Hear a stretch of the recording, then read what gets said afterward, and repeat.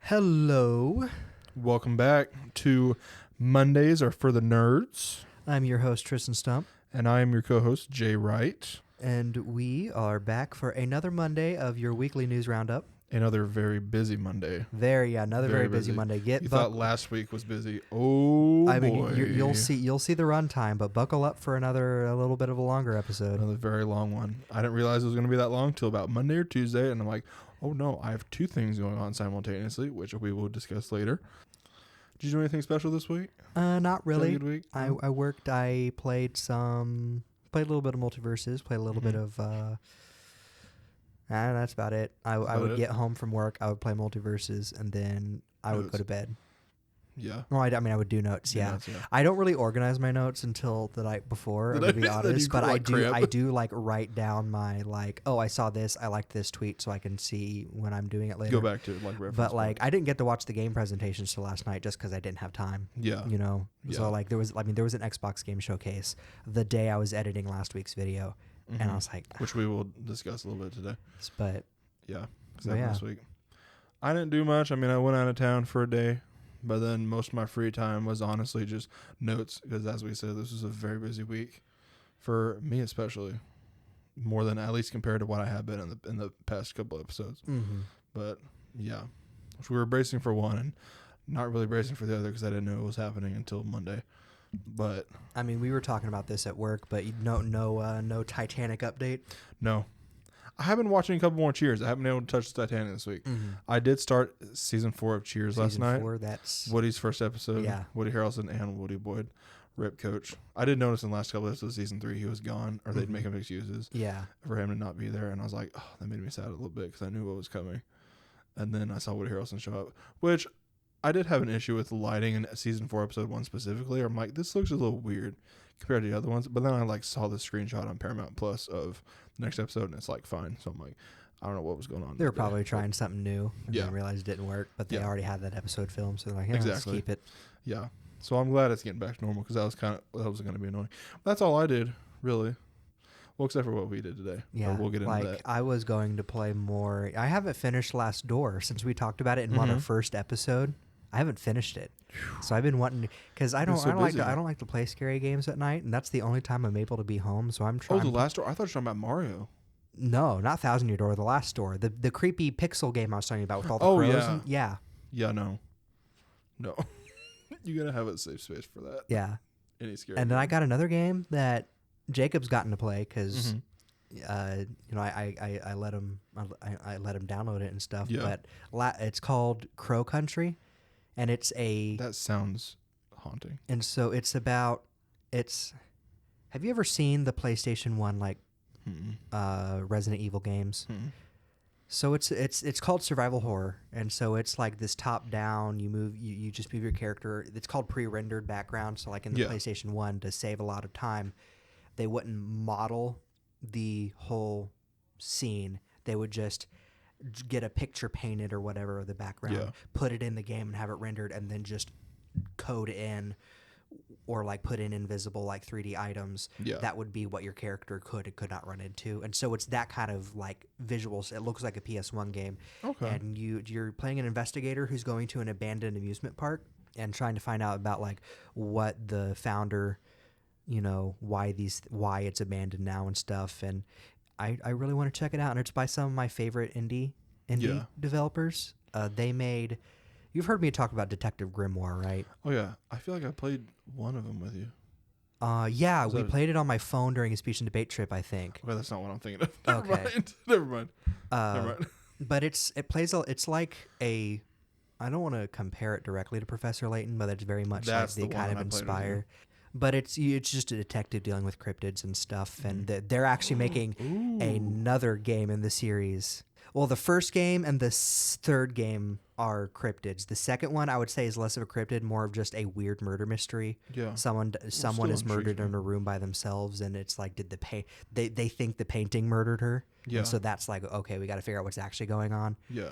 Send me that because I might be interested in that. Yeah, they're they're really good, and they're all like I have them on my computer, my Switch, but they're all I think on mobile. So I think your laptop might be able to download it because you got Google Play on your laptop, right? Yeah. So yeah, I'll have to send those to you because they're very good. The music is so good, fully voice acted.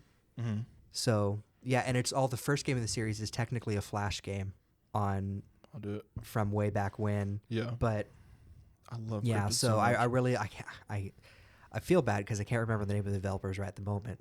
But they're some of my favorite. Then anytime they make a game, I check it out because they're just really good. They have composers and stuff, but I believe it's just two brothers. Yeah. That's what I wanted to do this week, but it was mostly just, I would get my dailies done in Multiverses so I can get the next tier on the Battle Pass and then go to sleep. Because every day this week, work or doctor's appointment or something, I had to wake up, earlier, so I couldn't stay up as late as I would like. Yeah, that's what I'm looking at the next couple of days. So, should we get into releases this week? Yeah, get into some releases. How's the movies looking, Jay? Pretty good. Well, we'll end with movies today. We're going to start with the shorts. You told me on Thursday, June 13th, Daffy and Wacky Land, the Looney Tunes short released on Max. Yes. We got that Thursday. It was released on, how did you say it was pronounced? Annecy? Annecy. Annecy. Annecy. We're talking about Annecy Film Festival. We've been saying it wrong this whole time. Yeah, which we'll discuss later. But it premiered at Annecy last year. It's a stop motion Looney Tunes short. I want to say it's the first of its kind. Yeah. And then Warner Brothers, other than showing it at other film festivals, they never released it to the public. Other than I think we saw some screenshots and stuff, but it was we never saw it. And then they just randomly, just one day this week, was just oh, it's on Max now. It's what? So we have it as dropping on Thursday. It might have dropped. Did you know for sure it dropped on Thursday? It was for sure on Thursday. For sure they dropped on Thursday. Yeah, on Thursday. In TV this week, Tuesday on June 11th, we got the season 6 premiere of Love Island USA on Peacock. We got the season 20 premiere of Deadliest Catch on Discovery, as well as episode 3 of The Acolyte on Disney Plus, which, it was a step down from the first two. I've kind of heard that. Yeah, it was. I mean, I didn't dislike it, but I was like, this is, On Wednesday, June 12th, we got the season 5 premiere of Netflix's My Next Guest Needs No Introduction with David Letterman. We also got the series premiere of the new Jake Gyllenhaal drama on Apple TV Plus called Presumed Innocent. On Thursday, June 13th, we got season 3, part 2 of Bridgerton dropping on Netflix, and The Boys season 4. I believe the first 3 episodes dropped on Amazon Prime Video, which we'll discuss a little bit more about The Boys later. And then in movies, Thursday, June 13th, we got the premiere of Andrew McCarthy's documentary Brats, about the Brat Pack, where he interviews Rob Lowe and a lot. The little synopsis is, in the 1980s, everybody wanted to be in the Brat Pack except them. He interviews Demi Moore, Rob Lowe, Emilio Estevez, Ali Sheedy, and more for the original documentary. It's kind of on my list to watch. Friday, June 14th, we got the new Ultraman Rising dropped on Netflix, which is getting really good reviews. I'm very excited to watch it. When Tokyo is threatened by giant monsters, an all-star athlete reluctantly returns home to take on the mantle of Ultraman and become a legendary hero. And I believe they said, which we'll talk about it a little bit later in Annecy, but I believe they said it took they're working on it for 20 years. Well, so I was going to talk about that. Yeah. So Craig, I got more on it, but on Twitter, Craig McCracken, who's the creator of Foster's Home for Imaginary Friends, he tweeted, and one of the people that worked on it or headed the project or whatever, led the project, told him the idea for this when they were working on Foster's Home, and was I cannot wait. 2000s? Yeah, and so he was I cannot wait to see this happen. He goes, and he was in 20 years later, it's great to actually see it. Yeah, and it's getting really good reviews. Yeah, I mean, it got really good reviews at Annecy. They showed it, I believe, Wednesday. And 2 days before it dropped. And that's not rare. I mean, Phineas and Ferb took 17 years before they actually pitched something like that. Yeah, something like that. Along that, it takes a while. We also got some limited releases this week in theaters. Friday, June 14th, I also saw the release of Tuesday, starring Julia Louis-Dreyfus. The only little synopsis they have on there is described as a mother-daughter fairy tale. No official synopsis yet. Reverse the Curse was a limited release in theaters, starring David Duchovny, Logan Marshall Green, and Stephanie Beatriz. The synopsis is, a man moves in with his father when he develops a fatal illness. To keep him happy and alive, he enlists grief counselor Mariana and friends to fake a Red Sox winning streak. Firebrand also got a limited release. Follows legendary Queen of England, Catherine Parr, in her quest to survive the perilous last months in the life of her ailing and abusive husband, Henry VIII, starring Alicia Vikander and Jude Law. And then, possibly the biggest release this week, we got in theaters the release of Inside Out 2, the 9-year in the making sequel to the Pixar Inside Out, about the emotions. We actually saw it this afternoon. Yes. A couple hours before recording. Me, and Pi went to go watch it, and yeah, I loved it. It was very good. I loved it. I think it was. I like the first one better. Mm-hmm. No fault to this. This movie is amazing. You're gonna hate me for what I'm about to say. You like this one better than the first one? No, I think it's a better sequel than Lego Movie 2 is. Oh, 100%. Okay. I was I liked Lego Movie 2, but you know how high up I have the Lego Movie on a pedestal. Yeah. It's my favorite movie of all time. And I will be first to admit, Lego Movie 2 was not as good as the first one. And I know that's random. It's like, why is that a comparison? It was just one of those things where I got out and I was like, this is the first like animated sequel that I've watched. I'm like, no, this was actually legitimately good and like up there with the original. Yeah. I was like that with Lego Movie 2. And then I watched it a second time and I was like, you know what? It was one of those like first immediate reactions. You're like, oh, that was so good. And then afterwards you're like, it was good, but. Yeah. And so this is one of those ones though, where I'm like walking away from it. Like, I think if I watch it a second time, I'm going to love it even more. Oh, yeah. Just because. Oh, yeah. It was good. I loved it. Iowa Debris, hilarious as Envy. Yes. She plays a little Envy, and yeah, I've seen BTS of her recording voice lines for it. So funny. She's loving it. I also really liked. So I will be honest, the first part of the movie, I was like, how are they going to make anxiety actually as big as anxiety is in a person? I mean more like a sympathetic villain. Oh yeah. Like how are like the things anxiety is doing, I would say is like, how is this sympathetic? And then you get to a certain point, you're like, okay, I can see now. I get it now. Yeah. We're trying not to stray into spoiler territory. Trying not to stray into spoilers, but I teared up a little bit. I didn't cry. Yeah. It's no. There's no bing bong levels. No bing bong levels of stuff. Yeah. I did tear up, I think about 3 times. For sure twice. I have to think on the third one. I'm not sure. So I've heard a lot of people say this. Anger, fear, and disgust had like a lot more presence in this than the first one. In fact, I was telling Pi when we were driving home about this, my sister Piper, they noticeably gave, not that she isn't a big part in it, they noticeably gave Sadness a back seat so they could give the other. Right. They kind of. I mean, Sadness was kind of got her big part. Sadness still got her big part. Yeah. But like in the first movie, it was really I would say it was really about sadness and joy. And then the other emotions had their big parts, but they were just kind of there to be like the driving force for the, for the overarching, because the movie doesn't have an antagonist. So So with this one, I feel like they really wanted to give the other emotions a lot of time. Yeah. And they were like, well, we need Sadness to have her big moment, but we don't want Sadness to overshadow and like have just another joy and sadness adventure that the other emotions happen to be there for. Yeah. And so. And it was, Fear probably got the most new dialogue out of the other two. He did. Oh, for sure. A lot of like just a lot of just side comments that make you laugh. And you can give like Lewis Black a line and he'll yell it and make it sound hilarious as anger. Perfect casting. Lewis Black is anger. Yeah. Hilarious. But yeah, all in all, Inside Out 2, I give it about a 9. 9 out of 10. I'll give it a 9 out of 10, yeah. Yeah, 9 out of 10. Definitely would recommend seeing. I wouldn't wait to see it. That's all my releases this week. You got any releases? So, video game releases this week. We got June 8th, Tracks of Thought on PC. June 10th. I normally don't include demo releases, but this one's just personally like pretty cool. Yeah. June 10th, we got the demo for Amanda the Adventurer 2. It is imagine Dora the Explorer as a horror game. What? I know we keep talking about horror game stuff, but so basically, Amanda the Adventurer, you are in the attic. Your aunt, like you inherit your aunt's home, and she leaves you a note, and it's like, don't go in the attic. So of course, what do? You go in the attic. You go in the attic, and there's just a TV, some kids' toys, and VHS tapes. Nope. That say like Amanda the Adventurer, and so it's these interactable CGI episodes of a very Dora the Explorer type.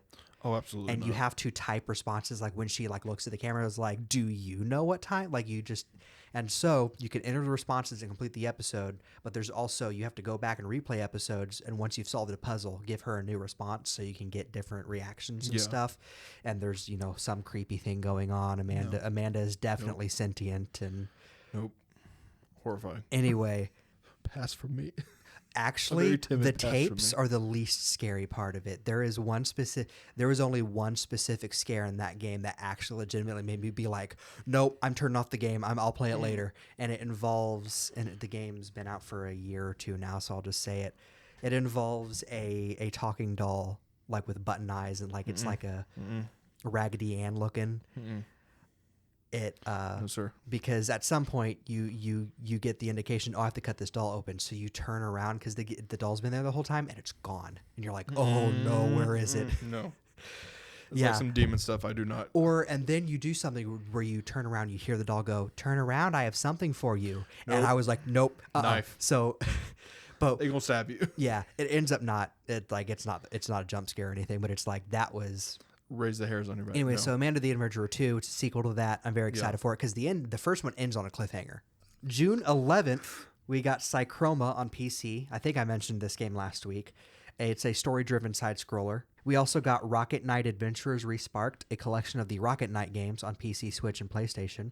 June 13th, we got Pathfinder Wrath of the Righteous, a Dance of Masks, which is a DLC expansion of Wrath of Righteousness, which came out a couple of years ago.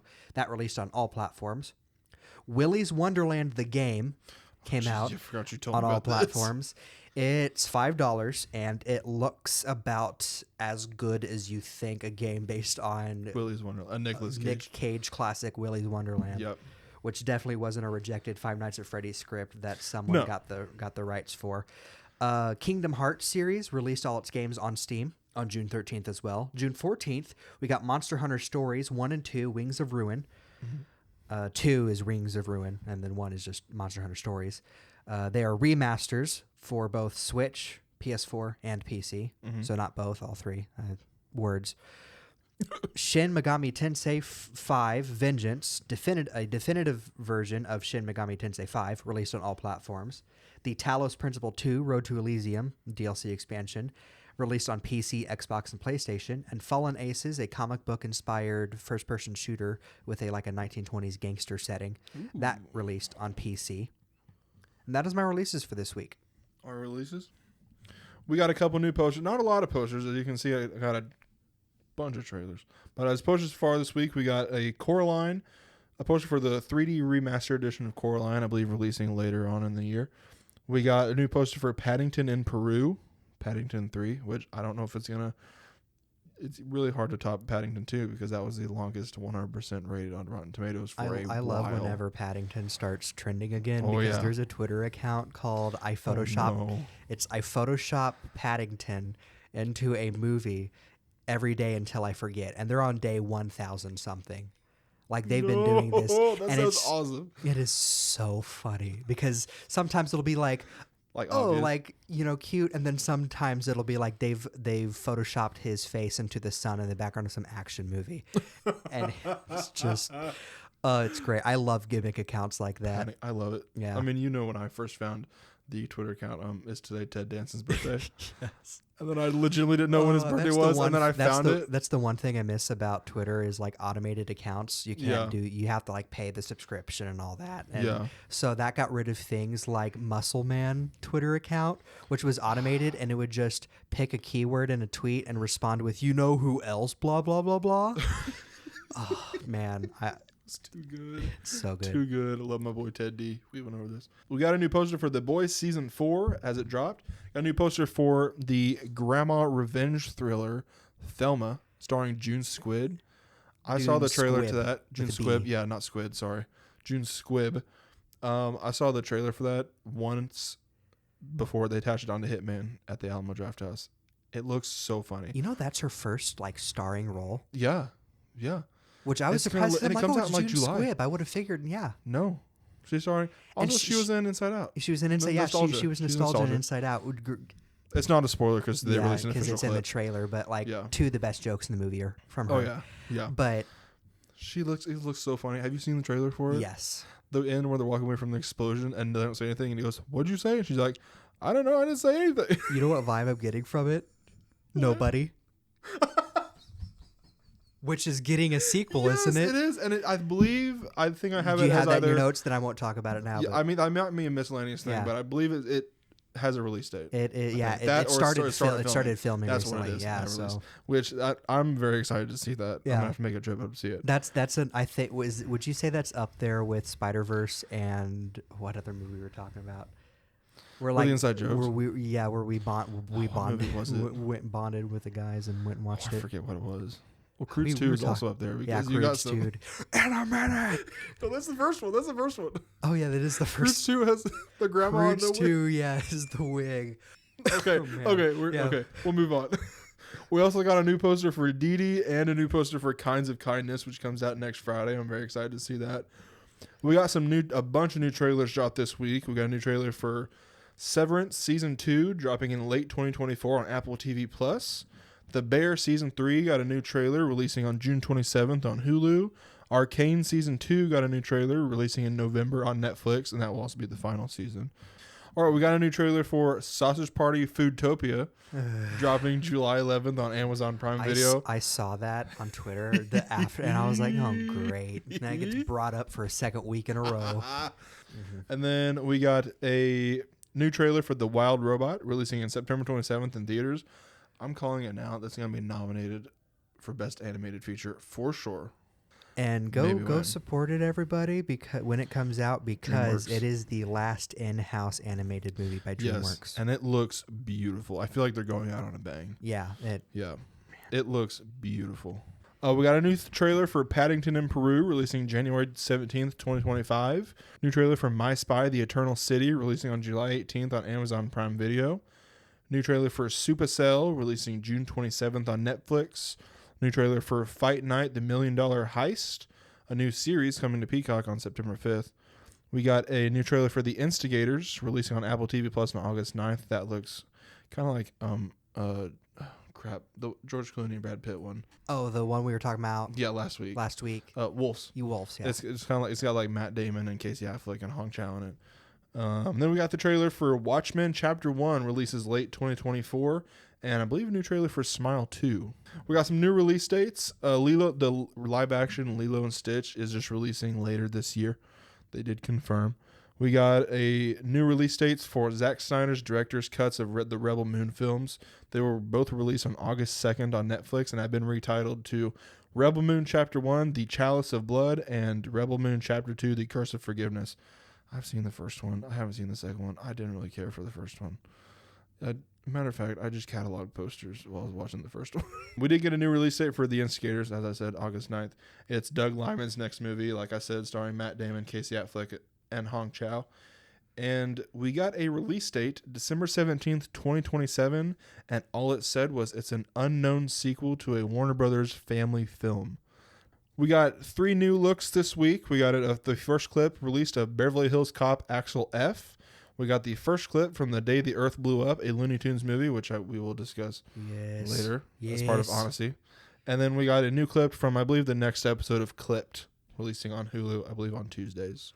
That's all I got for release dates, posters, and trailers, and new looks right now. I got a little bit of gaming news that isn't quite. There was some more presentations that were both part of Summer Games Fest technically not Summer Games Fest, part of like IGN's Summer of Gaming or whatever it's titled. I forget at the moment.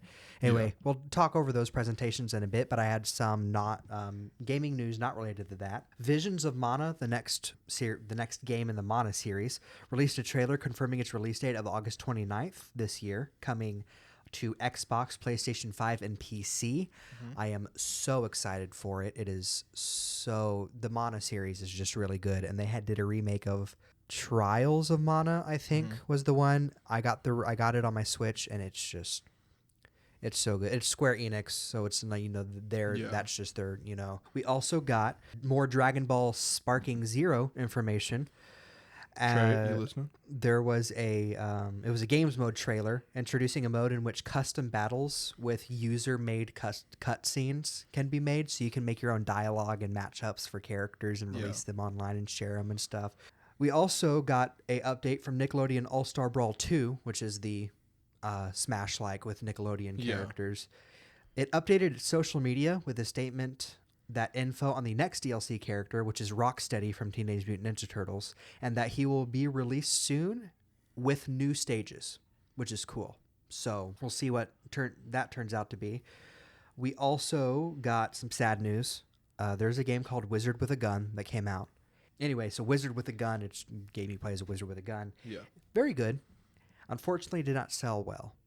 And so Galvanic Games announced its closure, which they were the developers. And so they unfortunately had to lay off everybody and close down because they just financially, the game didn't sell well enough to keep their doors open. Yeah. So it's always sad to hate to see that happen. Yeah. We also got Jackbox Games has announced the arrival of the Jackbox Mega Picker, or Jackbox Mega Picker, a free app that allows you to launch any of the Jackbox games you own without having to close and open whatever pack that you're. So if you're playing Quiplash and you're like, I want to play Monster Seeking Monster, then you don't have to. You shouldn't have to open a whole You just new pack. You just go back to the main menu of the Mega Picker and it'll launch whatever ones you own for you. We need to play those games again. That comes Those out. are some good times. That comes out in July. Yeah, it's been so long since we've all played them as a group. That's pretty short. That is my non-presentation related news. Non-presentation. I got a couple new castings. 28 years later, Erin Kellyman, who was in Solo: A Star Wars Story and played the villain in the Falcon and the Winter Soldier series, she was cast in 28 years later. We got the cast of Moana in the live-action Moana. Catherine, and I apologize for the pronunciation. For the last name. Yeah. Laga apostrophe AIA. I feel like I shouldn't even try to pronounce that. LAGA or apostrophe AIA. I'm not gonna cause any easy targets offensive. On your yeah. She was cast as live action Moana, and of course Dwayne Johnson is coming back as Maui. Catherine Piper and I were talking about this. Is Dwayne Johnson gonna is he gonna be wearing a wig and they're gonna give Maui the hair? Exactly. I have no clue. Because it's been so long. It's been so long since we've seen him in a movie where he has hair. The first one I think of is Race to Witch Mountain. The first one I think of is Game Plan. Tooth Fairy. Right? Game Plan? That's Dwayne Johnson. He had. He was a football player with a dog. Tooth Fairy, I don't think he had hair. He didn't have hair in Tooth Fairy? I don't think so. Okay, it could be. I'm thinking of Game Plan. But yeah. He hasn't had hair in a while. Now he sure hasn't had. Because the line in the song is, I know it's a lot, the hair, the bod. So the hair, unless they just change that, just. I know it's a lot, the sheen, the bod. Yeah. Because his head's so shiny. The bod. There's bald. He's bald. Catherine Bigelow's next movie. It's going to follow how the White House reacts in real time to ballistic missiles headed for America. Idris Elba and Rebecca Ferguson are eyeing to star. Blade Runner 2099, Hunter Schafer was cast, and that's going to be the show alongside Michelle Yeoh, led by her. Steven Spielberg's untitled UFO film, Emily Blunt, is in talks to star. Manny Jacinto is in talks to star in Freaky Friday 2. Anyone who's seen The Good Place, he's the fake monk on that. I forget his name. Yeah. He's hilarious. He's also in The Acolyte. Of course, we love my boy Ted D. Sorry, I keep name dropping Ted Danson like that. It's gone from Glenn Powell to Ted Danson. Yeah. Ted Danson's creeping his way up there. And then the Until Dawn movie announced 4 members of its cast. Ella Rubin, Michael Cimino, Ji Young Yu, and Odessa Ezion will star. We also got Hold on a second. I got to Google something. Did I just pronounce his name wrong? No. I'm glad I interrupted you before you got to the next point instead of me interrupting you on your current point. Is there a casting? No, it's... Yeah, okay, so this is an aside. Mm-hmm. Until Dawn getting a movie is interesting because it's basically an interactable movie, like the game. Yeah. It's one of those, quick time event where your choices affect the ending kind of thing. So it's like, how are they going to do that? Yeah, that's interesting. A movie. But yeah. They didn't say who's directing it. It's probably already announced, but they just said that's going to be round out the cast. Not that I'd know the director, but anyway. Yeah. I got a couple more pieces of news, entertainment news that came out this week. Smiling Friends and House of the Dragon were both renewed for season 3 at Adult Swim and HBO, respectively. Yes. Of course, renewed for season 3. Netflix has launched an open casting search for Toph for season 2 of the live-action Avatar: The Last Airbender, and did say actors who are blind or have low vision are encouraged to submit. We got a couple pieces of information or news from The Boys universe. It was announced that season 5, remember season 4 just dropped this week, season 5 will be its last. It will be 8 episodes long. It will begin filming in November, and creators are, quote, kicking around some ideas for some A-list guest stars. That's what they said. They also said they hope to make multiple seasons of Gen V, and they're looking to begin developing a couple new spin-offs set in that universe. So the funny thing about The Boys season 5 announcement that it's the last season, wasn't there an interview with him just like a week ago where he was like, yeah, I could see Boys going into like season 7? Yeah, I did have that quote on like a note. I think it was last week. I'm not going to pull it up right now, but he did say something like that where he's like, I could see, I don't know, we put an ending for season 5, and I don't think, that was just a thing at the time. And lo and behold, this week they're like, oh yeah, season 5 is going to be the last one. He jinxed it. He did. That's at least it was his own decision. It wasn't like canceled or anything. Yeah. I love when shows can like finish out what their plan is. Like Gravity Falls did that, and apparently Arcane is doing that. Ending after season 2 has to be a creator decision. Yeah, so. And not like a time thing. It did say The Boys' story will definitely conclude with season 5 with no sort of continuation. At least the Billy and Homelander stuff will conclude with season 5. Time also named Homelander their superhero of the year with an exclusive interview with Homelander himself. Oh. And I also saw he hosted an AMA. And it was announced Tilda Swinton voices the octopus in season 4. I don't know if that's like a certain scene. I haven't seen I don't watch the show. Yeah. Then my last piece of new, or not one of my last pieces, one of my pieces. Sony Pictures, it was announced Thursday, has acquired Alamo Drafthouse Cinema, which is one of my favorite ones to go to. It's the first major Hollywood studio to own a movie theater chain in 75 years. You got some thoughts on that? That is both a good thing and a bad thing. And the good thing is keeping them open because they did just close some theaters in Texas. And I think Tennessee. Of their like 18 they have in Texas, but still.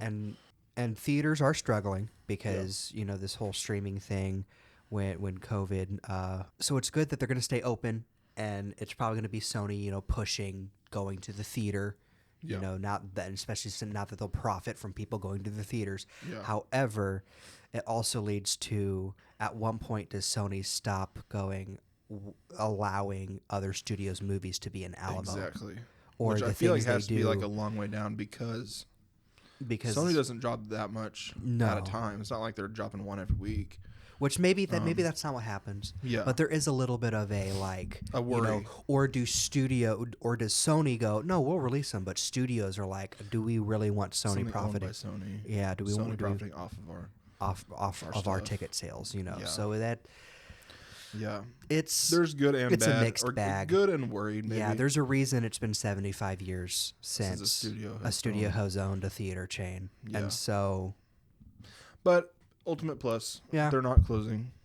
All right. You want to get in the rest of your game presentations for this week? Yeah, I have some game presentations. A lot of this will be rapid. A lot of this will be rapid fire, especially because Jay has a lot to go through. But so there was on June 9th, there was a Xbox game showcase. Showed off Call of Duty Black Ops 6 some more. It releases on most platforms on October 5th. I did see a note that it will require a constant internet connection for even single-player content. We also got the announcement of Doom: The Dark Ages, a new prequel to the modern Doom games. It releases in 2025. Trent showed us the trailer the other day because I did not get to watch the thing live, so that was the first trailer I watched because that night when I got off work, that night after I got done editing, we went and swam at a friend's house, and he showed us the trailer, and it looks pretty good. We also got a trailer for State of Decay 3. And Dragon Age the Veilguard gave us a new trailer setting up the tone of the game and showed off some of the allies you can recruit. It still doesn't have a solid release date. Mm-hmm. Starfield's first expansion, Shattered Space, releases sometime in 2024. Fallout 76, next expansion, Skyline Valley, releases early 2025, adds the ability to play as a ghoul. A debut title from Sandfall Studios, Claire Obscure Expedition 33 is an RPG and has been announced for 2025 release. So it's like Xbox trying to do their own classic style RPG. Yeah. We also got a new trailer for South of Midnight. It is a fantasy. The setting is a fantasy swamp or bayou after a hurricane, and it looks cool. I love the reveal trailer, I think, from last year. So it comes to PC and Xbox. The next World of Warcraft expansion, The War Within, will release August 26th this year. Metal Gear Solid Delta Snake Eater. It's a remake of the 2004 Metal Gear Solid. It showed off a trailer. Still no release date. Sea of Thieves Season 13 launches July 25th. Flintlock Siege of Dawn will release July 18th on Xbox and PC. It's a Souls Light from the creators of Ashen. Mm-hmm. Age of Mythology Retold, a new game from the creators of Age of Empires, releases on Xbox and PC September 4th. There's new gameplay from the Perfect Dark reboot. This was the first gameplay that's been shown since 2021 when it was announced. No release date. Releasing this October is the new Vessel of Hatred expansion for Diablo 4. A new trailer for the next game in the Fable series, which is a reboot titled Fable, releases 2025. A new card-based 5-on-5 shooter, Fragpunk, releases in 2025. We also got the announcement for Winter Burrow. It's a game about a little mouse building a home and searching for his aunt. It looks very cute. Comes in 2025. There's the announcement for Mixtape, a mysterious coming-of-age story told through music, expected 2025. I'm getting Life is Strange vibes from it. Mm-hmm. We got the second trailer for Microsoft Flight Simulator 2024, releases November 19th. We got a trailer for Elder Scrolls Online Gold Road. That released last week on PC, June 18th on console. We got an announcement trailer for Life is Strange Double Exposure, the newest game in the Life is Strange series. It releases October 29th, so that's a quick turnaround from its announcement. Yeah. Microsoft usually doesn't do that, at least not from what I've personally seen. The new trailer for Indiana Jones and the Great Circle, which still has a 2024 release, but there's no specific date. We got a trailer for Mecha Break, which releases in August of this year. We got a trailer for Wu Chang Fallen Feathers, a Souls-like set in the Ming Dynasty, comes 2025. We got Avowed story trailer coming 2024. We got the reveal of Atomfall, a post-nuclear disaster survival game, coming in 2025. We got another look at Assassin's Creed Shadows. We also got a new open world game, Stalker 2, Heart of Chernobyl, releases September 5th. We also got the announcement of a 2 terabyte SSD Xbox Series X, as well as a all-digital 1 terabyte SSD Series X and a non-digital 1 terabyte SSD Series X. Mm-hmm. We also got a trailer for Gears of War E-Day. It is the 6th game in the series. No release date. Also on June 9th was the Ubisoft Forward. We got some gameplay for Star Wars Outlaws. We got another trailer for Prince of Persia: The Sands of Time with a release window of 2026. It was announced in 2020, so something's going on with that development. Assassin's Creed Shadows gameplay again. We got a new city builder game, Anno 117 Pax Romana. It is set in the ancient Roman Empire, releases 2024, so that game is someone's Roman Empire. I'm proud of myself. Prince of Persia, The Lost Crown DLC, Mask of Darkness, this September. And Rogue Prince of Persia receives the Temple of Fire update later this year. We got story DLC for Frontiers of Pandora titled Skybreaker, comes out July 16th. You played that, right? I have played it. I got bored with it. You got bored with it? So I switched it to easy mode. I was able to get through it on normal mode. I switched it to easy mode simply because I wanted to be through with it. Yeah. Well, the Avatar movies have never been your favorite thing, so no, I'm not surprised. I don't know if I said it on the pod, but I got the game because I wanted to fly the Ikran and I wanted to ride the horse. And once I got those for a little bit, I'm like, I didn't even ride the horse that much. Mm-hmm. Once I got tired of flying the Ikran, I'm like, I'm ready to move on to the next game. Season 1 of the game X Defiant starts next month on July 2nd. Skull and Bones Season 3 info was given. It's basically their version of Sea of Thieves. Crew Motorfest Year 2. The roadmap for that was revealed. A new story content is coming this November. We also got a bunch of indie game showcases. Stream for a Cause, Dames for Games, Black Voices in Gaming, Indie.io, and Paperverse. Mm-hmm. And so I watched through them. Some of them weren't new announcements or were games that had been out for a while, so I grouped them together for the sake of brevity. We got a trailer for a Jay and Silent Bob game titled Jay and Silent Bob Chronic Blunt Punch. It's a classic beat 'em up, but it's animated in like a cartoon hand-drawn style. Yeah. It looks super funny, but you know, it's Jay and Silent Bob, so it's very not appropriate. Yeah. Althea, The Wrath of a Fairy showcased. It's a Zelda-inspired adventure game. It has a little more high-action combat than Zelda, but it looks pretty cool. I'm excited for that. We also got Slime Heroes, a top-down adventure game where you play as slimes. A demo came out on Steam, I believe, over this weekend. It might have been out for a little while longer. We got Mitzi No, a game about putting things back together that your cat knocked down. We got Manita's Kitchen, a pizza cooking / kitchen managing game where you play as a T-Rex, so you have to hire other dinosaurs since your arms are so short. I love this.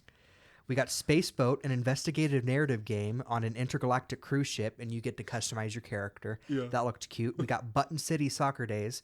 It's a new Button City game. This time it's an arcade soccer game. We got Pine Lily Village, a retro-style farming life sim. We got Tavern Talk, a tavern bartender simulator that releases on June 20th. We got Hollywood Animal, a Hollywood running simulator. We got Projected Dreams, a cozy room decorated game where you have to like pick up your toys and make them match the shadow that's on the wall. Okay, I feel like I like that. We got Rogue Labyrinth, a roguelike game. Air Garden, a plant-growing mobile game about cleaning dirty air by growing plants that create clean air. We got Chronomon, a monster-taming farming sim game. So it's Pokemon meets Stardew Valley, basically. Everhome, an action game about a girl looking for her sister. Hauntsville, a horror survival game with cryptids set in the Wild West.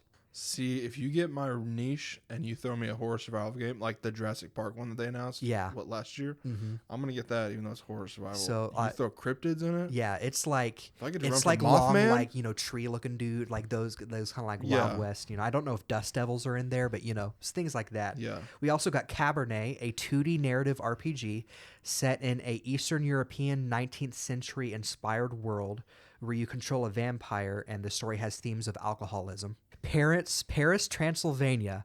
It is a Peggle-inspired game with card-based combat where you play as Marie Antoinette, who she runs away from getting the guillotine and flees to Transylvania and now must battle vampires. Oh, my word. That concept is so crazy that I'm just like, that look. It looks... Yeah, and it's Peggle. Yeah. We also got Ink Inside, a dodgeball adventure game with a lot of like cute little art style. We got Pinball Spire, a dungeon-crawling pinball machine game.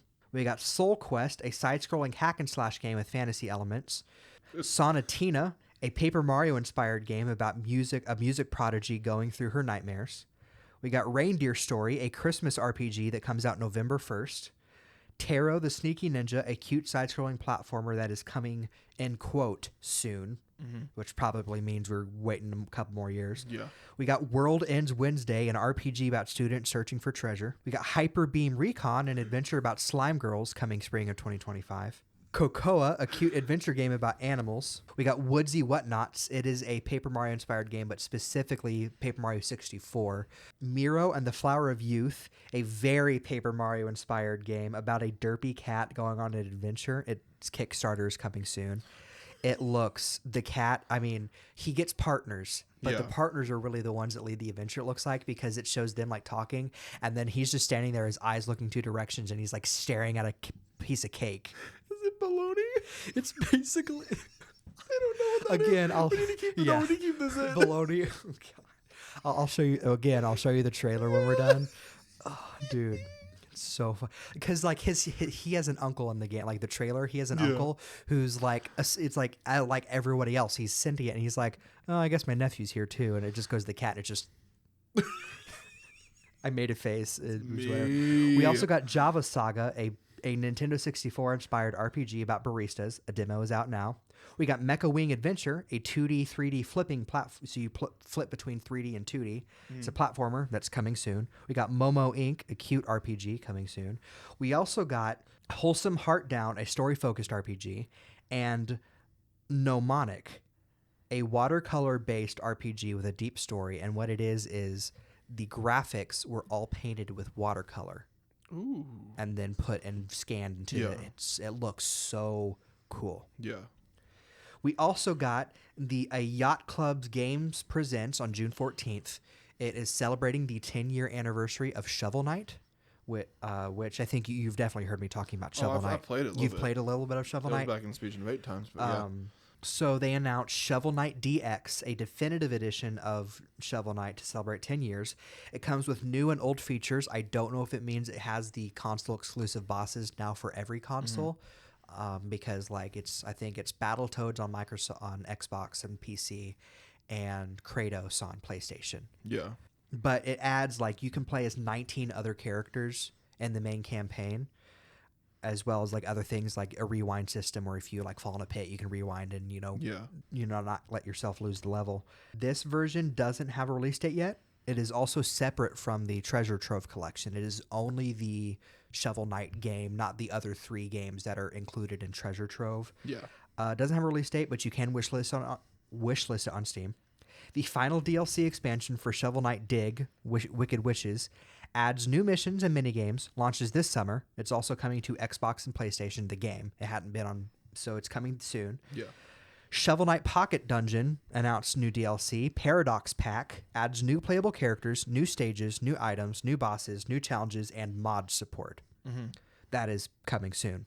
We also got a reminder of their next game, Mina the Hollower. It's a top-down retro adventure game that I would personally describe it as the classic 2D Zelda, the retro 2D Zelda games. Yeah. Meets Castlevania or Demon Souls, that kind of where it's a creepy setting, creepy Victorian Castlevania but then the monsters are a lot more detailed, where you can break skulls to get items, then randomly one of the skulls will just be this giant skeleton thing that crawls out, and it's all pixel art and grabs you. You're playing this little mouse girl and it'll just grab you. And anyway, I'm very excited for that. I did not get to back the Kickstarter for that at the time. I can't remember why, so it made me very sad because I was 13, so I didn't get to back Shovel Knight.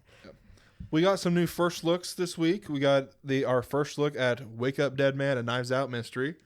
It showed the first look at Daniel Craig's return as Benoit Blanc with long hair this time. Is he slowly growing more disheveled as the movies go on? Is that what the point is? I have no idea, but honestly, because the first one he's a little more prim proper, and the second one he's starting to lose it just a little bit. Yeah, and this third one he's got the long hair, and it looks like Haymitch from Hunger Games. But anyway, it was shown to announce that they had begun filming. We got a first look at Severance Season 2, and then first looks at Fight Night, the $1 Million Heist, which are little mini posters they dropped. It wasn't a full poster, but it showed the character up to I think the nose of each one. They released a first look at Samuel L. Jackson, Taraji P. Henson, Don Cheadle, and Kevin Hart, and it also stars Terrence Howard and Chloe Bailey. We got a couple new announcements. We got a lot of them, but a lot of them I'm saving for the Annecy Film Festival later. Mm-hmm. I'm going to talk about later in the episode. It was announced Warner Brothers is making a sequel to Practical Magic. New announcement, Man on Fire. Yahya Abdul-Mateen II will star in a series adaptation for Netflix. Stephen Cable Jr. will direct the first 2 episodes. We got an announcement for The Prince, starring Nicolas Cage, J.K. Simmons, and Giancarlo Esposito. Follows an addict's odyssey through the high-stakes world of power, pleasure, and pain, and journeying towards recovery. They announced a Possession remake. Robert Pattinson will produce and potentially star. Parker Finn, who directed Smile, is set to direct. Okay. We got an announcement for The Ocean at the End of the Lane. Henry Selick will direct a stop-motion adaptation of it, and he described it as, quote, almost a sequel and companion piece for Coraline. That is very exciting. Yeah.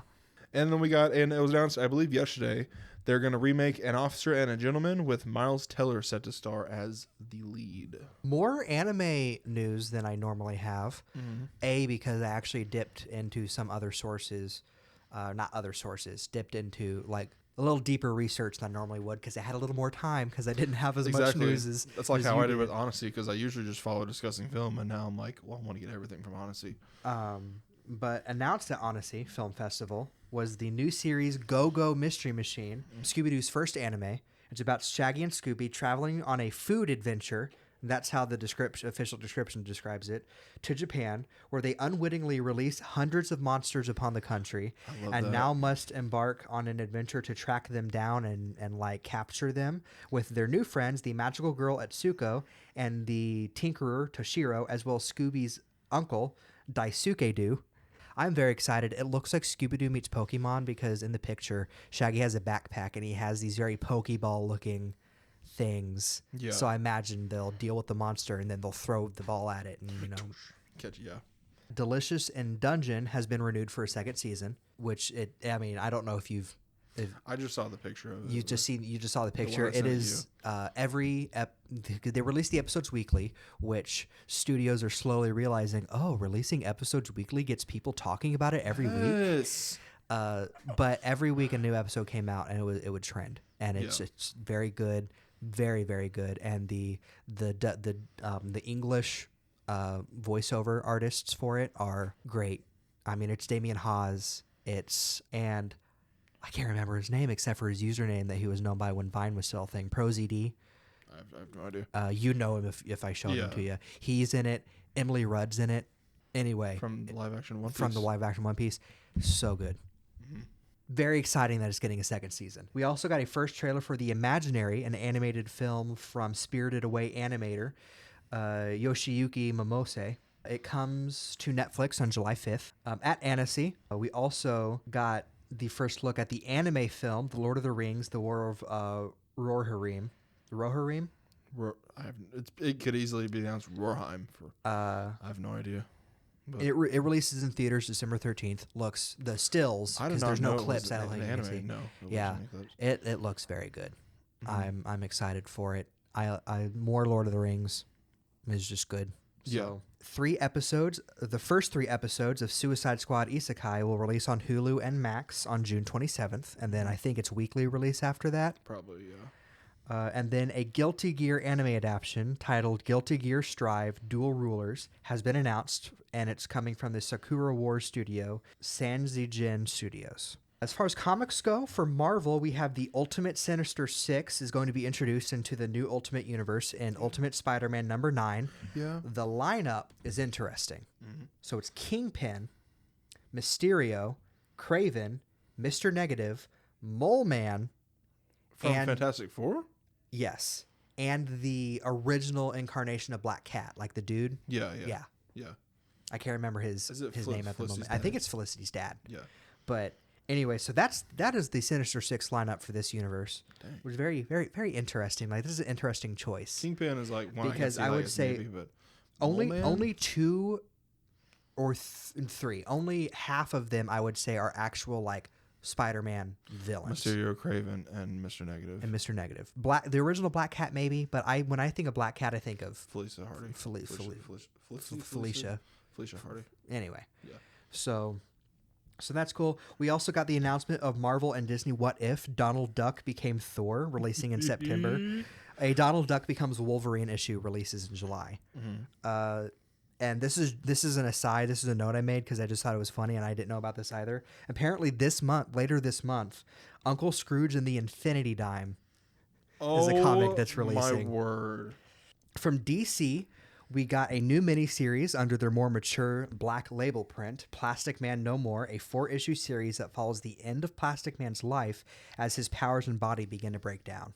I saw that synopsis. I was like, "Oh, dang!" That's kind of a storyline they've done before. There's a very famous DC storyline called Blackest Night, where Black Lantern rings come into play, and it's a zombie apocalypse basically. I believe during Blackest Night, Plastic Man is going through the same thing of his powers are starting to like make him like melt a little more and stuff. Yeah. So it's interesting to get a whole series focused on that. Plastic Man is one of the best DC, in my opinion, best DC comics heroes. I just think he's good. We also got the announcement for Multiverses Collision Detected, a 6-issue tie-in comic to the game Multiverses, which follows Batman, Superman, and Wonder Woman teaming up after the 3 have dreams about 3 figures: the Rabbit, the Star Child, and the Witch. They find the Rabbit, Bugs Bunny, and the DC Trinity team up with the cartoon mascot to investigate further into the 2 other figures from the hero's dreams. Lastly, IDW is relaunching their Teenage Mutant Ninja Turtle series. It is being written by Thor and Batman writer Jason Aaron. It has crossed 300,000 sales for its pre-orders.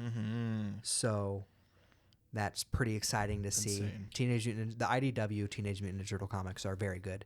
Yeah. IDW Ghostbusters comics are also very good. I own the first omnibus for it. That is my news for this week. We are not doing This Week in History like we didn't last week because Jay has so much to go through with the film festival. I do. Before we jump into the film festival, I myself got some Marvel and DC news on the movie and TV side. It was announced, we'll start with DC. They got a lot more than Marvel this week. I say a lot more, about twice as much. A lot more than they usually do. Got a couple of new information on Peacemaker Season 2. Saul Rodriguez has been cast as Sasha Bordeaux. David Denman has been cast, who he played, I believe his name is Roy from The Office. Tim Meadows has been cast as Argus agent Langston Fleury. And Greg Mottola, director of Superbad, will direct some episodes. The show The Penguin releases in September on Max. That's a spinoff from Robert Pattinson's Batman. And they announced a couple of pieces of information at Annecy about Creature Commandos. It will be the first release under the new DCU. James Gunn's new DCU. It's releasing in December on Max, and at Annecy Film Festival, it was announced it debuted 2 storyboarded sequences, which I'm sure you've probably seen what they are. For the storyboard sequences for what? For Creature Commandos. Creature Commandos, I have not seen them, actually, no. So the first featured Rick Flag Sr., played by Frank Grillo, which I saw. It looks like Frank Grillo, only as which is Rick probably because it's animated, but they're planning on bringing them into live action when the movie, you know. He's fighting with Dr. Phosphorus, voiced by Alan Tudyk, before falling through the floor. And then the second storyboard featured G.I. Robot, played by Sean Gunn, bonding with fishwoman Nita Mazursky, played by Zoe Chow, in the doldrums between missions, and Amanda Waller returning as Viola Davis, or Viola Davis is returning as her. She promising Viola G.I. Robot. Davis for Amanda Waller is like J. Jonah Jameson with J.K. Simmons. Even if they reboot the series, if they're able to bring them back, they're going to bring them back. Yeah, because that's like an iconic one. Yeah. She's promising G.I. Robot that he can kill some Nazis, which is in his programming. And it is confirmed to be set after Peacemaker Season 1. And like I said, the characters will appear in future DCU projects. Which I believe Frank Grillo is coming back as Rick Flag Sr. in Peacemaker Season 2. That's already been confirmed. You think they're going to be very self-aware that Season 1 isn't technically a part of the DCU? We don't want to launch into this with me. I have my whole thoughts on the whole interconnectivities, because Blue Beetle is Zolo. He's returning, is what James Gunn said. I'm like, well, that's set in the DCU, and then you got the characters that showed up in Shazam, and I'm like, Black Adam. So do you think they're calling this like... No, I guess it would be a full reboot because the new Superman's supposed to be a completely... Because I was almost say, is it a soft reboot of the movie series where like they're going to bring back what they want, but then it's going to be a new continuity, you know, for the most part. But then Rick Flag Sr. he's confirmed to be, when he shows up in Peacemaker Season 2, to be angry at Peacemaker for killing his son. So played by Joel Kinnaman, which is set in the DCEU as far as I know of. Yeah, so that's a whole thing. I'm not going to get into that. That's I won't get you. Yeah, I get wound up a little bit when I talk about that. And it was announced that Blue Beetle will get an animated series. It's in the works. It will serve as some sort of continuation from the movie. They didn't say what exactly continuation, but. And we got 2 pieces of Marvel news this week. We'll start with Blade, the MCU's Blade. The movie that's never coming out. Exactly. Yan, I believe that's how you pronounce it. Yan DeMange is no longer set to direct, and they've brought on Eric Pearson, who wrote the Black Widow movie, to write the script. It did say it is now on. It's gone through. It's 2 directors. Doesn't have a director yet after he departed, and it's on its 6th writer. Not 6th as in all working together. 6th replacement. This movie. It's supposed to come out in October of next year. It's not coming out in October of next year. Mahershala Ali, I still have hope, but because he's amazing. Yeah, it's just going to get to the point where we're waiting so long. Where is Mahershala Ali even going to want to still be doing this? Exactly, and at least his only tie now is Eternals, which who knows what we're doing there. Yeah, we haven't seen them. We haven't seen them in a while. Exactly, I cannot get into this right now. We thought Venom: The Last Dance would have a weekly appearance. Welcome to week 5 of our Deadpool and Wolverine news. Hot Toys revealed their collectible figure of Hugh Jackman's Wolverine, which looks exactly like him. Amazing.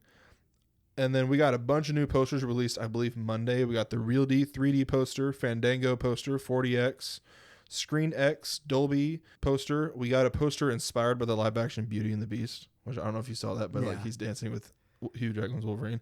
And then we got the official IMAX poster, which featured both of them, their hands holding hands, and they both have friendship bracelets on, which of course there's rumors about that Taylor Swift will appear as either Dazzler, my hope, or Lady Deadpool, which but they have confirmed. They have confirmed that she's not going to be in the movie. They announced a couple hours after they released those photos that she will not appear.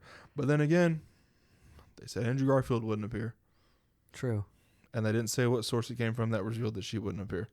I'm just saying. Just saying. Yeah, that's all my Marvel and DC news. I did know this week, going into this week, that Annecy was going to be happening from Sunday to Saturday. I didn't realize until Monday or Tuesday, however, that Tribeca Film Festival started last week and ends tomorrow, as in Sunday, the 16th. So I had to real quick do some coverage on that. It showed some film screenings. It showed a lot. I'm not going to say every single thing that drops. There's a lot of films, a lot of short films, a lot of indie films. Mm-hmm. The big one was they showed the premiere of Presumed Innocent, which I talked about, which dropped on Wednesday. I believe they showed that last week, so we're getting like some background. I did write a couple down that I'm kind of excited for or intrigued by. They said a lot of these have TBD dates because it was only released at Tribeca, except for like 2 of them, one of which was Presumed Innocent. They screened Winter, Spring, Summer, or Fall, a rom-com starring Jenna Ortega and Percy Hines White. Release date TBD. A documentary called Checkpoint Zoo, which I didn't know existed, very intrigued me. Also release date also TBD.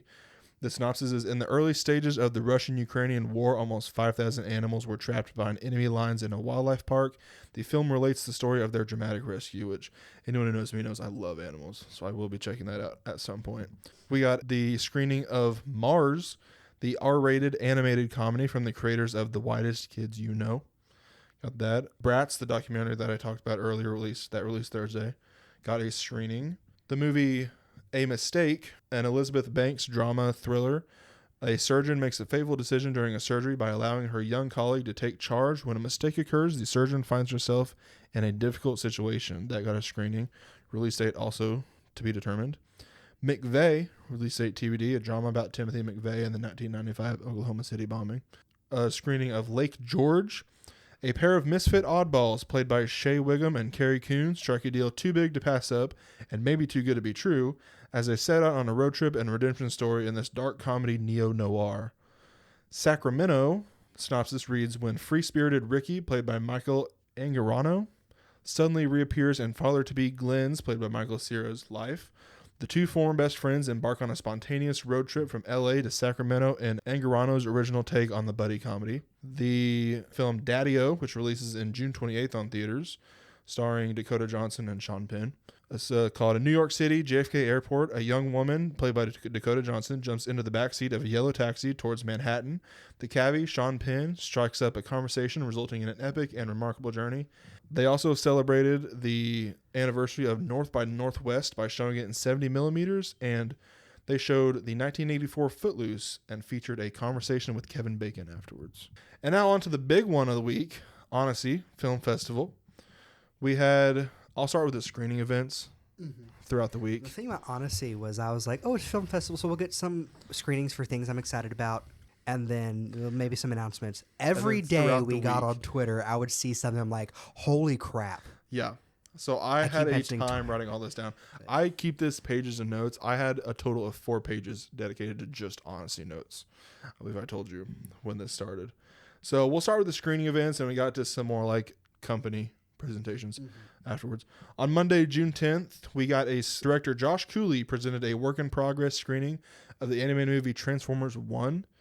Which it included 2 animated outtakes and received a standing ovation afterwards. So it's getting pretty good. Very, very happy to see that because the trailer looked good. Hilarious. But you also, it's a little like iffy. Yeah. You never know anymore, especially. But Tuesday, June 11th, we got 20 minutes of footage was shown of the Wild Robot, which received a standing ovation and cheers, which for 20 minutes of that movie.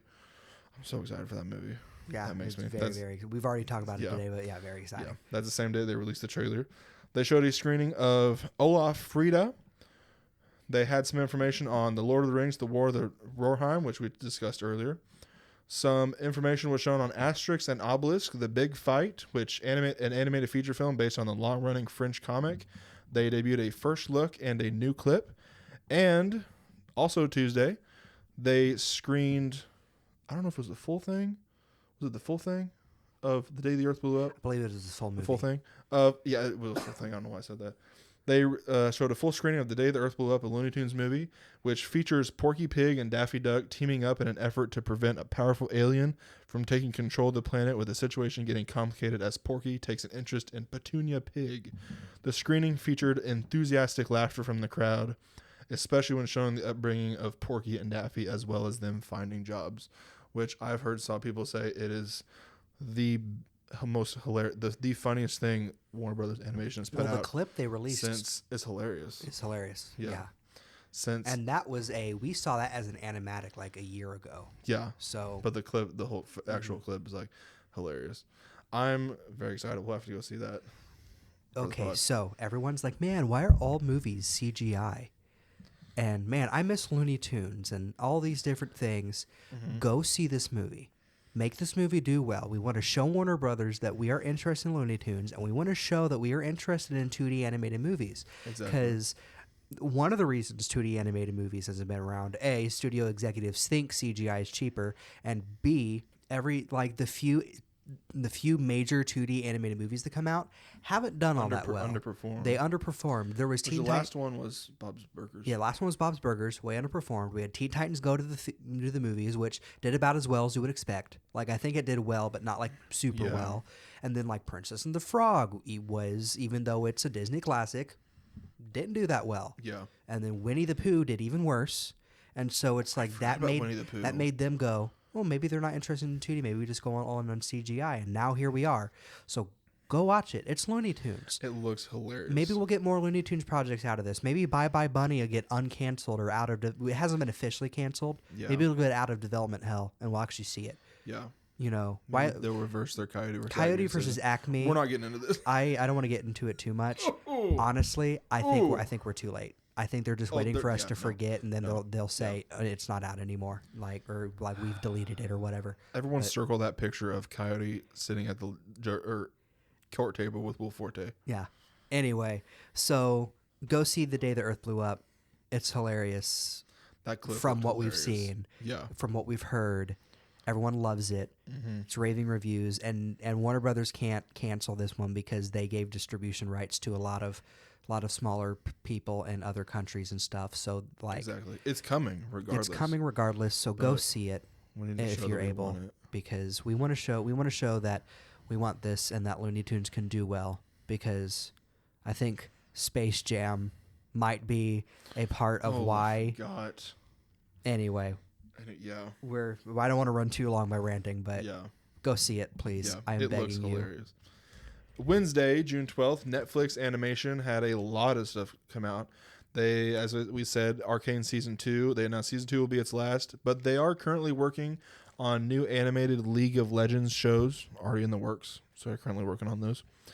Big Mouth Season 8 received a making of session. Spellbound, releasing November 22nd on Netflix, is the first major animated feature film from Skydance Animation after they've switched from Apple TV Plus to Netflix. Sneak peek was revealed. That Christmas, releasing December of this year on Netflix, a work in progress session was held. The Smurfs was announced it was renewed for a 4th season. It airs on Nickelodeon, but the announced seasons will eventually be on Netflix. I think season 1 is, and I think season 2 drops on Netflix. The Twits releases 2025 on Netflix, has a relatively stacked cast with like Natalie Portman based on the Roald Dahl book. A new clip was shown. They released a trailer for Twilight of the Gods, releasing September 19th on Netflix, an animated series based on Norse mythology from Zack Snyder. And he came on stage to confirm the release date and participated in a Q&A. How about that? We also got some more information on Wallace and Gromit: Vengeance Most Foul. Yes. Some of the puppets were on display throughout the week, and it was announced that Feathers McGraw will be in a high institution zoo after being found guilty of attempted burglary, and it will show Feathers McGraw's life in prison. And they said specifically, including doing pull-ups and plotting revenge on Wallace and Gromit. And it is. It is a feature film. It is a feature film, so it's going to be full length. I think it's like an hour and 40 minutes or something like that. So regular full length feature film since Curse of the Were-Rabbit. I believe it does come out sometime this year. Mm-hmm. We just don't have a for sure release date. And Ultraman Rising, they had a screening of the full movie Again, it was about 2 days before it came out. It came out on Netflix on Friday. It received a standing ovation that lasted through the first part of the credits, and the mid-credit scene happened, and then everyone got quiet and sat down. And then it said immediately after that scene was over, they erupted into applause again as soon as it was over. So it's supposedly really, really good. I'm going to go watch that when we're done. Yeah, I might watch it tomorrow. Thursday, June 13th, we got the Untitled Project, or Jean Paul Gaultier's Untitled Project with N-Wave. I'm going to butcher some of these names. Mm-hmm. I believe he's a French designer. I got a couple pieces of information on it. It was revealed to be a film about the journey of a moth living in a thrift store run by a retired model played by Rossi De Palma. This moth will discover Paris and the fashion world, dreaming of making a haute couture dress. I probably pronounced that wrong. The moth will meet a young black woman who dreams of becoming a singer and an antagonist named Paul Vital, whose appearance is directly inspired by Jean-Paul Gaultier. The film won't be released until 2027, so the team mainly unveiled concept arts, including a bucolic setting for the thrift store, contemporary Paris, a building inspired by the grand boulevards in Paris with giant scissors framing the entrance for Paul Vital's house, a giant fashion show at Place de la Concorde. And we got some updates on the amazing world of Gumball's glorious return. Attendees were given Joyful Burger goodie bags, which included a real Joyful Burger meal, burger gummies, and a pair of burger socks. The first episode of Season 7 is titled The Burger. The episode follows Gumball and Darwin as they try to eat healthy, and I saw that said mostly Darwin. Mm-hmm. Trying to eat healthy. But discover every food store in town is owned by Mr. Bilderberger.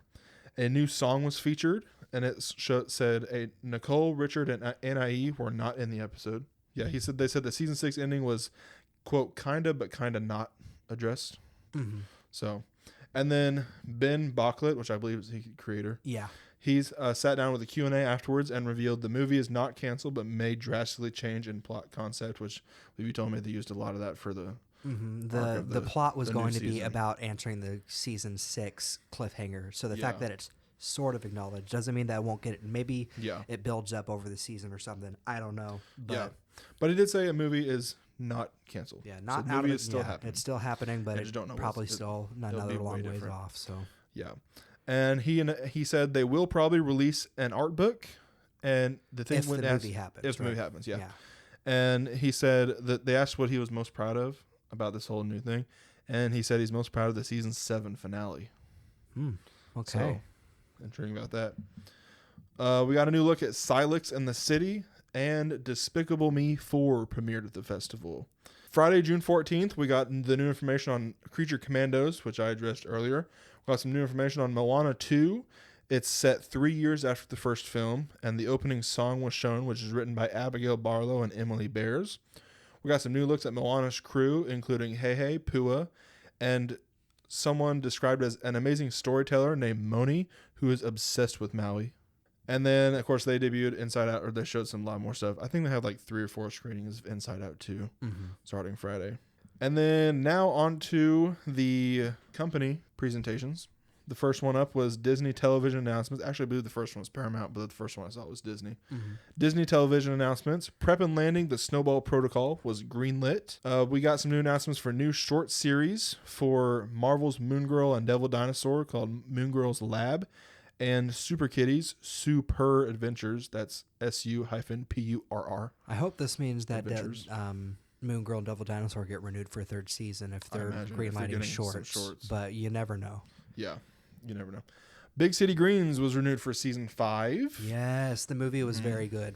I still need to watch the movie. So good. I honestly haven't watched any of it since it was on Season 1, and I used to watch like the collectives on YouTube. Dude, so when I was in my dorm, when I was in my dorm, I spent a lot of time watching Big City Greens, and I really fell in love with it. I love it. I just haven't watched a lot of it since. I haven't watched Season 4 yet.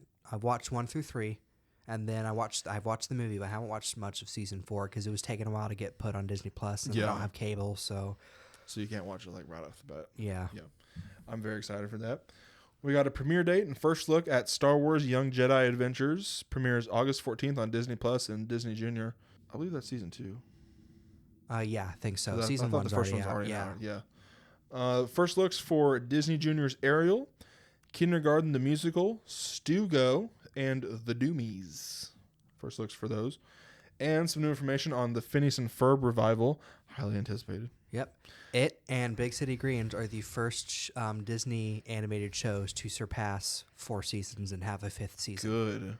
So Good. Big City Greens is the first one to do it while it's still running. Phineas and Ferb is, it's being revived. So, back, yeah. But, yeah. They announced that it will feature a new musical number to begin the start of a new summer season, and so it's set 1 year after the original series, i.e. the next summer. I wonder if that means slightly different character designs. Maybe because they're like 1 year older. They're 1 year older. Did they ever say what grade they were in? No, I think they're supposed to be 10 or 11, though. 10 or 11, so they might just stay the same. Yeah. But we got a Warner Brothers Animation, Cartoon Network Studios, and Hanna-Barbera Studios Europe announcements. We got announcements for Foster's Fun Time for Imaginary Friends, a preschool series that was greenlit. The synopsis says, a young group of preschool imaginary friends learn from an immature elder friend, Blue, who unintentionally gets things wrong. We got Adventure Time Side Quest, a series of shorts. It was greenlit. Adventure Time Side Quest takes the Adventure Time franchise back to the early days when Finn was just a kid, excited to fight monsters and go on epic quests with his best buddy Jake. In standalone episodes, our heroes take on classic Adventure Time villains like the Ice King and reconnect with standout side characters from the original series. We got an untitled regular show project that was greenlit. It's said to be an entirely new show, but will include some characters from the original series. We got another preschool series, Adventure Time Heyo Bimo. In the fantastical land of Ood, the little robot Bimo is on a new adventure. Now settled in a new neighborhood with new friends, Bimo approaches Bimo. Yeah, I just said Bimo. Bimo approaches each challenge he faces with his unique brand of enthusiasm and curiosity in a quest to learn and fill his database. We also got the untitled Barbara Throws a Wobbler project, another preschool series in development. Based on the popular children's book, Barbara is a little cat with big feelings. Most days, Barbara feels like every other cat. She likes chasing a ball of wool, playing hide and seek, watching TV with her comfort blanket, or reading a story before bedtime, but some days are different. Barbara gets a big feeling, and sometimes it's so big she can't keep it inside. We got the aforementioned Go-Go Mystery Machine was announced. The Adventure Time movie is in development. Rebecca Sugar, creator of Steven Universe, is in charge of the project, I believe. Bad Karma, an exciting and epic tale about courage, loyalty, and an unlikely friendship between a young demon princess, Chandra, and the legendary demigod Veer, set in a dark mythological world of magic and fantasy. It's a movie that is in development. And then we got an adult series that was announced. Did you see this one? Yes. Lovey-dovey. Mm-hmm. It's called Lovey-Dovey, the story of an optimistic wedding dove on the hunt for his one true love, who gets stuck with a bunch of streetwise pigeons who only have one goal in life: screwing the large bird from a popular kids' TV show. First Sausage Party. And now Lovey-Dovey. I've cut that joke out. Screwed Big Bird. Yep. Old Cartoon Network and their Adult Animation. Swim. Yeah. And then Monday, we got some Paramount Animation released some projects. That's when they shed their Transformers 1 came out. Mm-hmm. Ramsey Naito, president of Paramount Animation and Nickelodeon Animation, offered sketches of 5 movies in development. Drops, spelled with a Z, described as our ET about real kids in a super extraordinary situation that is infused with fashion. Produced by Will Ferrell, executive produced by Bad Bunny, and directed by Rob Letterman, who directed Shark Tale, Monsters vs. Aliens, and Detective Pikachu. Muttnik, Muttnik, quote, a sci-fi comedy about a sweet-natured puppy who has become a space bandit and must return to the Earth family that abandoned him. Once Upon a Motorcycle Dude, a modern fairy tale disruptor about a rough and tumble princess who teams up with a post-apocalyptic biker to save her kingdom. Oh, wild. That sounds hilarious. Yeah. I'm excited about that one. Swan Lake, a modern retelling of the old German fairy tale turned iconic ballet. And Yokai Samba. I didn't see if this was anime or not. Mm-hmm. Is it anime? I don't know.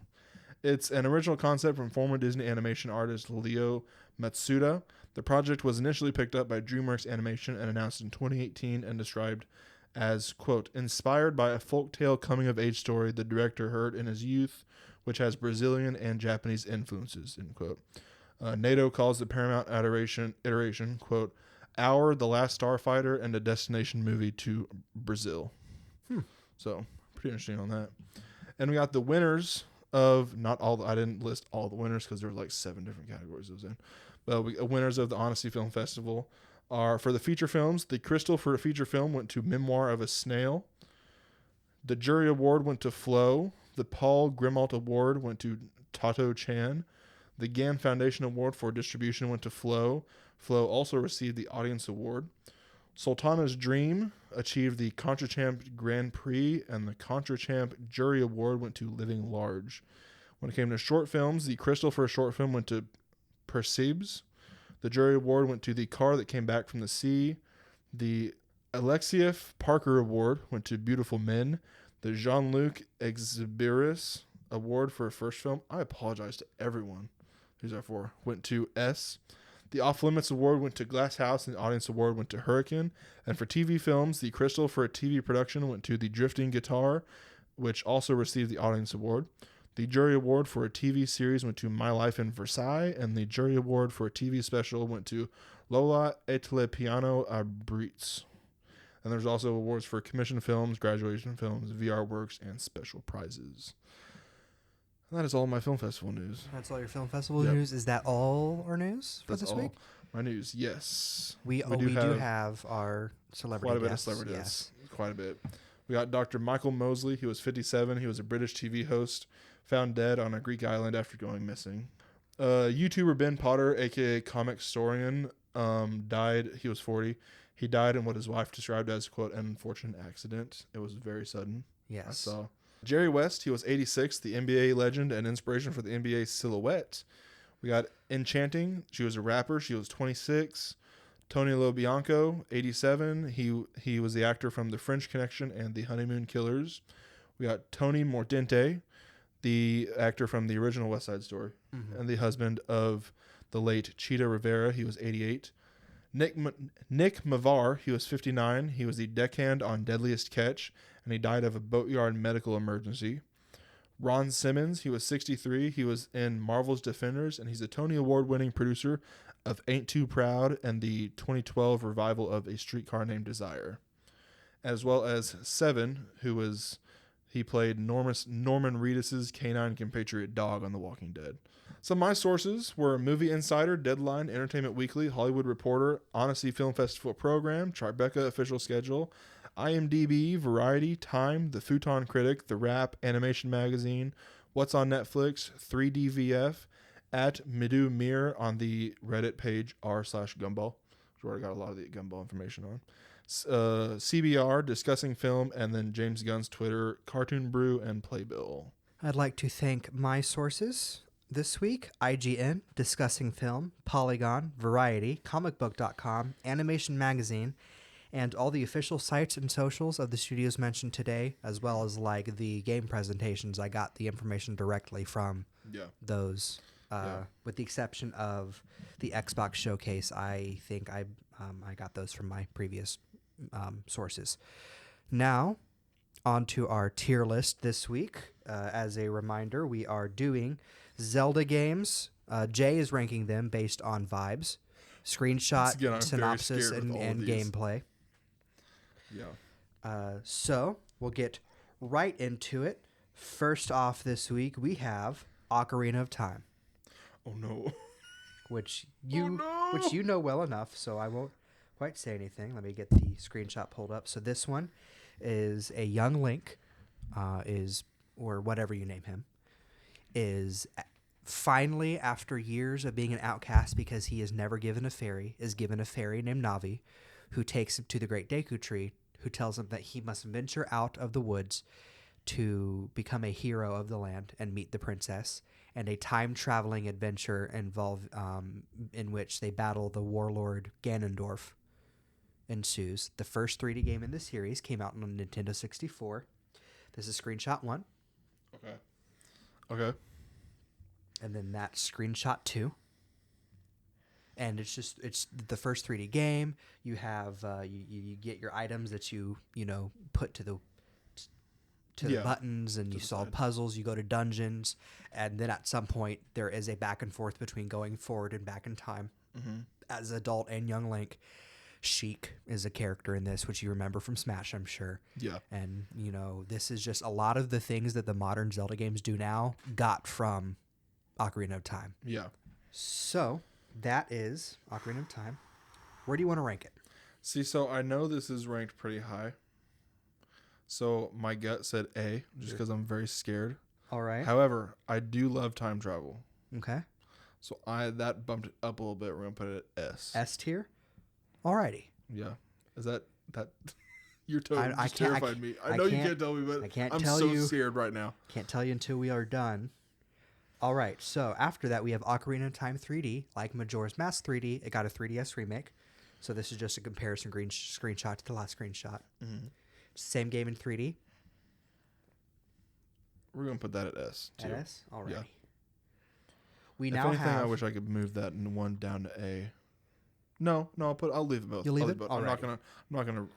We're jumping back to the Game Boy with with Oracle of Ages. This is, it plays a lot like Link's Awakening and is about Link being called by one of the goddesses I can't remember which one specifically.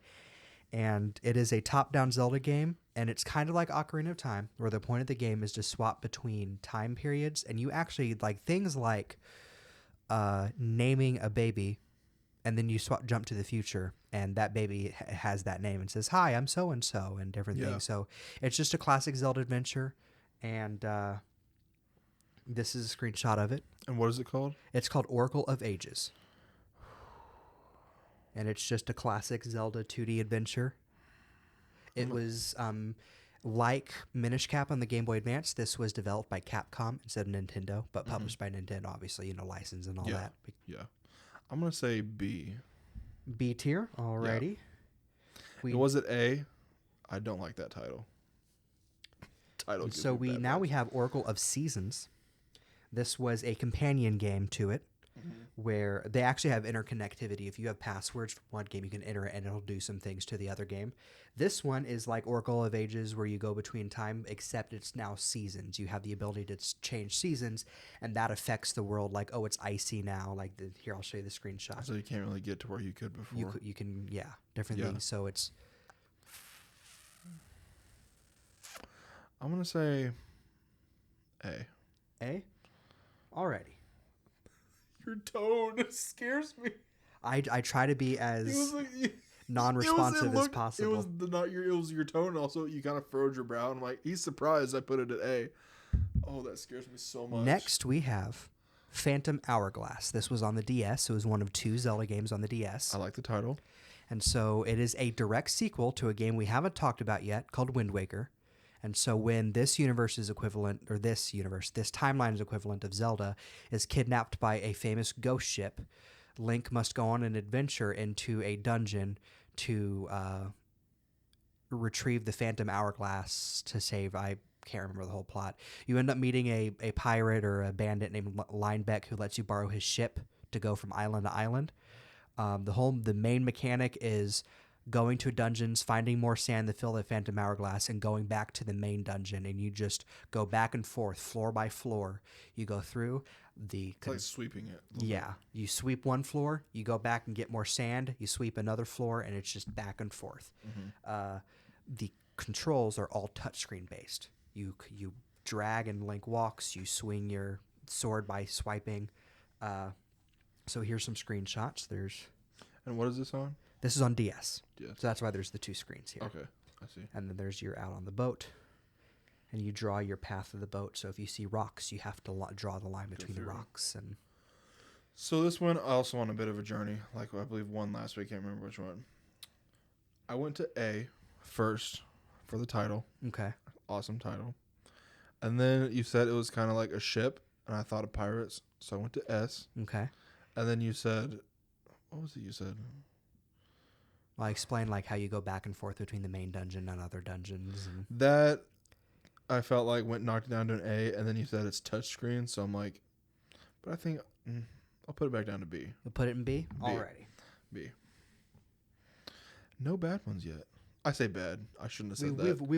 We've only got a few D tier. After this, we have... no bad ones yet today. Skyward Sword. This was on the Wii, and it is the earliest in the Zelda timeline, and it kind of sets up why it's always Link and Zelda and Ganon in every game. So Link and Zelda live in a world in the sky, and they use these birds called loft wings to fly around. And Zelda is like, she's a princess, but it's more like she's like the chief's daughter kind of thing. And Zelda gets kidnapped and taken to the world below, and so Link goes after her, and it goes on this time traveling adventure where you go between the sky and the land to save Zelda, because this Link and Zelda, totally a romantic couple. Yeah. And so childhood friends. So you're trying to save Zelda as Link. It has it has motion controls where the shield was the nunchuck and the sword was the Wiimote, and so that was your only way of attacking and using items and stuff.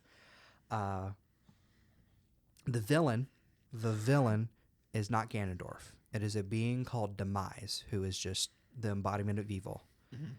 And that's all I'll tell you. This game sets up why Link and Zelda are always Link and Zelda. And so there's this is the game. Kind of zoom out a little bit, and then this next screenshot is this the one that you're warning me about? This is the one I was warning about. Is of the main, like, he's the villain you fight for the most part, because Demise is kind of an unseen force for the most. This is Girahim. Oh my goodness. Oh my. I don't know what I'm more thrown off by: the tongue sticking out, the haircut, or Link's face right here. Oh yeah, Link in this game is known for having the biggest lips. Oh my god! Ooh, no, but this looks like Princess Amidala from Star Wars, but with an emo haircut. Am I wrong? Am I wrong?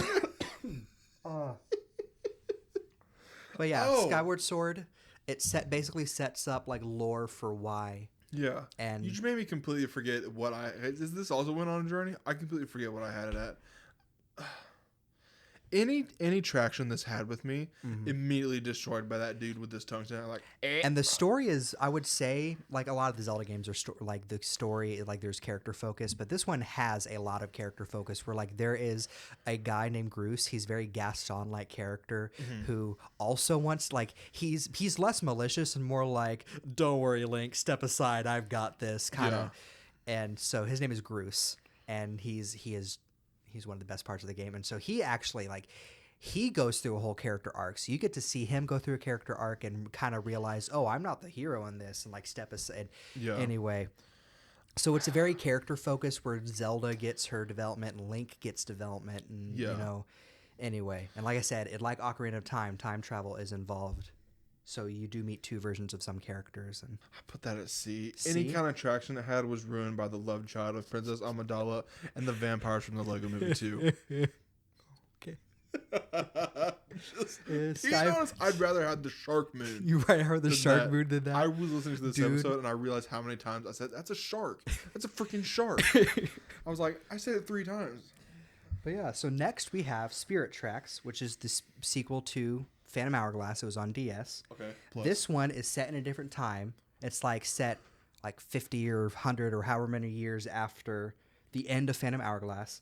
Instead of a boat, you're controlling a train, by which you get a helper named Alfonso who controls the train. The story setup is Link is the official like engineer, like train engineer of Hyrule Kingdom, and a villain named Cole kills Princess Zelda. And Zelda's ghost joins Link on a journey to get her body back and stop Cole from doing whatever evil he wants. And so you go through the adventure on a train. It has a lot of the same touch screen control, but you have the also the added thing of controlling Zelda, who can possess like armor, like empty armor, and you use her in some puzzles to like fight certain enemies Link can't kill, or like block certain things, and and then there's just the screenshot of. Is that the ghost? Yeah, that's Zelda's a ghost. Okay, I wasn't gonna put it S, but after seeing that, I'm gonna amiibo looking things. I'm gonna A. Alrighty. And finally, we have Is this another The one you Legend of warned me about? Zelda, Link and the Faces of Evil. This was released on the CDI, which was not a Nintendo console. The what? The CDI. It What? was another gaming console. Okay. It was this was a side-scrolling platformer with animated cutscenes. That Nintendo outsourced and was like, yes, you can make a Zelda game if you want. They made 3 Zelda games, I believe. And so this is a screenshot. So it's was I supposed to see that next not one? yet. So this is a screenshot of the side-scrolling parts. Okay. It's very, I will say, it's very janky. And a lot of it is the enemies just coming at you and you stabbing them. And then you get little animated cutscenes like this one here. No! With voice Is that act. Peter Pan? No, that's Link. That looks like freaking 1950s Link Peter talks Pan. in this. You know, Link's known for Oh kind of just my being goodness. like, yeah, he talks in this. Yeah. And so he must go on a journey to stop Ganon from doing something. And anyway, the voice acting rivals that of, I mean, it's just great. It's the best thing you've ever heard, he said sarcastically. I see what you're talking about. This is the face of someone who just found out he's able to kiss her. Well, here's the thing. You beat the game. And he goes, now, do I get a kiss? As if I won. It's the opposite. His face goes... People who know this game know exactly which screenshot I took by Jay's reaction. Anyway, it is... D. Okay. Alrighty. So that is I would rather play emo-looking dude. You would rather play Skyward Sword that. than that? Yes. Like I said, I'm showing you these cutscenes when we're done. Oh my goodness. Oh. Have you heard me and Hayden do that? You must die. Yeah. So that's a Game Grumps reference. Is that from that? Which is from this. Yeah. Anyway. Oh. So our ranking this week. Oh my word. Is S tier is Breath of the Wild, Hyrule Warriors Definitive Edition, Ocarina of Time, and Ocarina of Time 3D. At A tier, we have Hyrule Warriors Age of Calamity, A Link Between Worlds, Link's Awakening DX, Link's Awakening Nintendo Switch, Oracle of Seasons, and Spirit Tracks. At B tier, we have A Link to the Past, Link's Awakening, Link's Crossbow Training, The Minish Cap, Oracle of Ages, and Phantom Hourglass. At C tier, we have Cadence of Hyrule, Majora's Mask, and Skyward Sword. And at D tier, we have Four Swords Adventures, Four Swords, Majora's Mask 3D, My Nintendo Picross Twilight Princess, and The Faces of Evil. Bump across compared to that thing. Oh my goodness. So, join us I next. I'd see the moons in my nightmares. Jeez. Girahim, he's in Smash. Who? Girahim is the Is that name of the the emo emo dude? thing, yeah. Oh. He's a assist trophy in Smash. So, I can't with him. I hope you join us next week for another Freaking giraffe for tongue. another episode of Sorry. weekly news. Yeah, he got one of those cow tongues he can pick his nose with. I'm sorry. This has just been going so Oh, off I the forgot rails. to say about Skyward Sword. So instead of a fairy or like a companion that joins you, Link's sword becomes like a little floating fairy thing that talks to you and has like a robotic personality and stuff. Which one was that one? Skyward Sword, the emo dude. The emo dude? Yeah. He's not that character. He's a villain. Freaking fever dream with that thing. Anyway, Oh my goodness. He's a freaking unicorn as a person. I hope you join us next week. You can find you can follow this podcast on all socials at Mondays for Nerds. And you can follow me at Sir Stumpsalot or Sir Stumpsalot17 and Jay on Twitter At Poe the Panda 001. Tell me how you think of that Legend of Zelda cast. Freaking scene. Oh my goodness. Remember to like and follow and subscribe on whatever podcast platform you're watching us on. We will see you all next week. Did they take someone's fan fiction and make it into a game with that scene? No, it's just the character's just weird. Oh my Alrighty, goodness. everybody. We'll see you next week. See ya. Bye. Bye.